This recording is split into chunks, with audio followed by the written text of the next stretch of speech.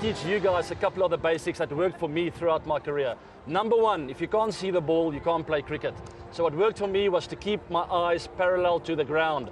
Never get the head tilted off to the offside or to the side, to the leg side.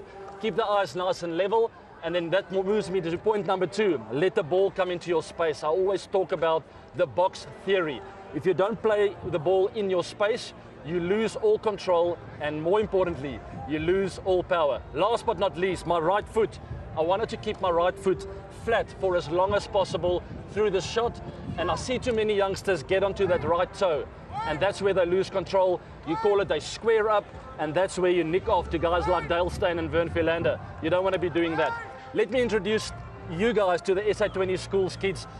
Three from large school Garsfontein, and we have this beautiful young lady. Let's start with you. What is your name? My name is Lesedin Kloof. And what school do you attend? It's a club, Soshanguve. Soshanguve, I know that area very well.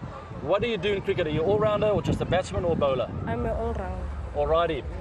An all-rounder here, guys. Very talented, up-and-coming youngster. What do you want to work on with your cricket? Do you have a question for me? Yeah, I need a solution of if I can't play a spin. So spin bowling. I also struggle with that, so don't worry. No need to panic. Spin bowling is not easy. The number one thing that people do wrong when it comes to spin bowling is play too early. You've got to be patient. Let the ball come into your area. Very similar with seam bowling as well. Generally, what youngsters do is they tend to leave that box with spinners because it takes ages for the ball to arrive. No need for a lot of foot movement. Think of someone like a Virender Sehwag over the years. He almost just stood still. His eyes were level with the ground and he played it in his box. Alrighty, I hope that helps. Second. It was to leave. And then my question for you, AB, is like, let's say you're in a high pressure situation and you need to score some runs. What is your go-to shot to get out of that pressure? Eckhart, thanks for that. Pressure situations, guys, it's never comfortable, it's never easy, especially in T20 cricket. You don't have a lot of time. You don't have time always to bat yourself in. But it comes down to the basics once again. You got to see the ball. 3 deep breaths in between balls, and then it's just you and the cricket ball. Do not get too involved with the situation, the adrenaline, the nerves, the chirps from the opposition. The minute that bowler turns, it's just you seeing that cricket ball, keeping that eyes level and letting it come into your space, keeping that right foot flat for as long as possible. I'm really sorry to repeat myself, but I hope you guys take that into your cricket. Let's move on to another large school Garsfontein youngster here. I'm Zander Venter, and my question to you is, when do you decide to play the scoop shot or the reverse scoop shot? Is it when the bowler's bowling, or you have the thought in mind already? Yeah. That's a very good question. Thank you very much.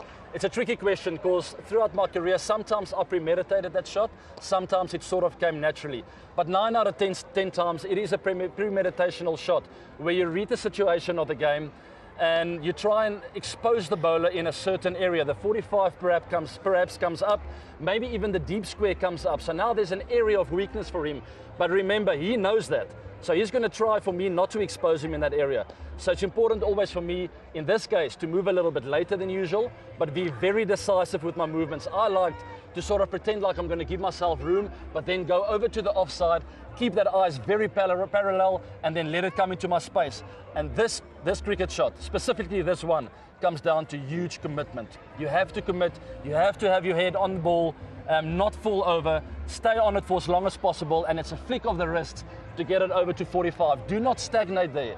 Do not freeze and just keep the bat there. You have to have an action and a flick of the wrist to really help it along and get those big hits over the fine leg boundary for 6. Thank you very much for that. Last but not least, the youngster. What's your name? And Caleb Loubser. Caleb, what question do you have? My vraag is power eating. Krag slaan houden. Power eating. Thank you very much, Caleb. A lot of youngsters want to know that. It's quite funny. Caleb, very, very simple. It's got to happen in the space. The minute you leave your body, the ball's going to go straight up in the air. You'll have no control and 0 power. So very similar basics, but what I can add to that is to stay square for as long as possible. When you're looking for power, you open up. You see a lot of players get out like that.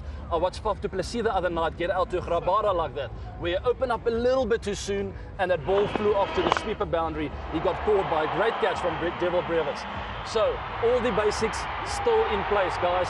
Eyes parallel, foot flat, let it come into your box and keep this shoulder and this chin attached for as long as possible before you release in this area, and boom, you don't have to overheat. All the power is right here. You'll get some big hits. To the SA20 Schools kids, thank you very much. All the best with your future, and to all your viewers out there, I hope you enjoyed today's Batting Masterclass.